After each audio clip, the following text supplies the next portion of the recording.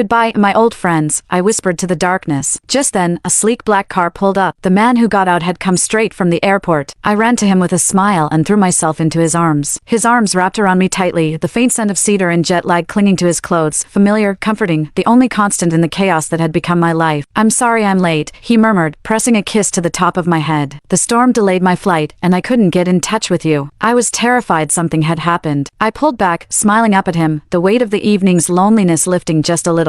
Elias. My real boyfriend. The one I'd kept hidden not to save face but to protect, from my father's scheming, from the three boys who'd once been my world, from the drama that seemed to follow Chloe wherever she went. I'm okay, I said, brushing a strand of hair from his face. Just a long night. He frowned, his eyes scanning my face, sharp, observant, the way they always were when he sensed I was holding back. Elias wasn't like Liam, Ethan, or Noah. He didn't come from wealth or privilege. He'd worked his way through college, earned every opportunity, and loved me not for my last name or my father's fortune, but for me. Did they do something? He asked, his voice low. He knew about the three heirs, about Chloe, about the gala fiasco. I'd told him everything even when I was ashamed to admit how much their rejection hurt. I shook my head, taking his hand. It's nothing. They're just being them. Come on, let's get inside. The villa's empty, and it's pouring outside. He nodded, lacing his fingers through mine, and we walked back into the familiar warmth of the Hayes vacation home. The lights were still on, the grand piano silent in the corner, the echoes of our childhood laughter faded but not forgotten. Elias looked around, his gaze softening as he took in the photos on the walls, pictures of me, Liam, Ethan, and Noah grinning like fools, covered in mud from a day of playing in the yard, sitting on the piano bench with our hands tangled on the keys. So this is the place you told me about, he said, picking up a framed photo of the four of us at age 10, each of us wearing a silly hat, Noah making a face behind my shoulder. You were so small. I smiled, leaning against his side. We were all so naive. We thought we'd be friends forever. My voice trailed off, and Elias squeezed my hand. Some friendships are worth fighting for, he said, but only if the other people are willing to fight too. You can't carry it alone, Anya. I knew he was right, but letting go of 20 years of memories, of late nights sharing secrets, of them protecting me from bullies, of ice cream runs after school, was harder than I'd ever imagined. Even now, after they'd chosen Chloe over me, after they'd accused me of jealousy and manipulation, a part of me still clung to the hope that they'd wake up, that they'd see her for who she really was. I know, I said quietly, but I'm tired of fighting. Let's just focus on us. The wedding is next month, and that's all that matters. Elias smiled, pressing a kiss to my forehead. You're right. Let's get some rest. Tomorrow, we'll figure out how to get back to the city. And if those three boys have any sense, they'll realize what they've lost. I hoped he was right. But as I lay in bed that night, listening to the rain beat against the windows, I couldn't shake the feeling that things were only going to get worse before they got better. Chloe wasn't the type to let go easily, and the three boys were still blind to her games. Little did I know, the storm that night was just the beginning of a reckoning none of us saw coming. The next morning, Full Story by IO